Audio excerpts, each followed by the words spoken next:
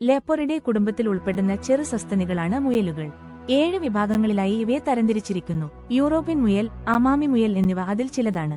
പൊതുവെ കാട്ടിൽ കണ്ടുവരുന്ന മുയലിനെ കൗതുകത്തിനായും ഇറച്ചിക്കായുമാണ് മനുഷ്യർ വളർത്തുന്നത്.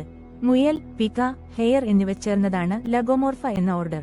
മുയലുകളെ സാധാരണ ചെവിയിൽ പിടിച്ചാണ് എടുക്കുന്നത്, പക്ഷേ വാലിന്റെ ഭാഗത്ത് താങ്ങ് കൊടുക്കേണ്ടതുമാണ്. തെക്കുപടിഞ്ഞാറൻ യൂറോപ്പ്, സ്പെയിൻ, പോർട്ടുഗൽ, വടക്കുപടിഞ്ഞാറൻ ആഫ്രിക്ക, മൊറോക്കോ, അൾജീരിയ മുതലായ രാജ്യങ്ങളിൽ സാധാരണ കണ്ടുവരുന്ന മുയലുകൾ യൂറോപ്യൻ മുയൽ അഥവാ പടിഞ്ഞാറൻ മുയൽ, the European rabbit or common rabbit എന്ന പേരിൽ അറിയപ്പെടുന്നു.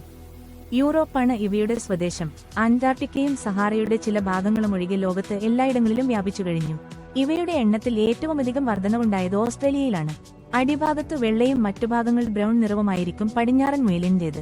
അപൂർവമായി വെള്ള നിറത്തിലും കാണപ്പെടുന്നു. കാഴ്ചയിൽ നീണ്ടു നിവർന്നു നിൽക്കുന്ന ചെവികളും 4 കാലുകളും ഉണ്ട്. രോമാവൃതമായ ശരീരമായിരിക്കും. 13.5 ഇഞ്ച് മുതൽ 20 ഇഞ്ച് വരെ നീളവും 4 സെന്റിമീറ്റർ മുതൽ 8 സെമി വരെ വാൽനീളവും ഉണ്ടാകും. ഇതിന്റെ ഭാരം 1 കിലോഗ്രാം മുതൽ 2.25 കിലോഗ്രാം വരെ കാണും.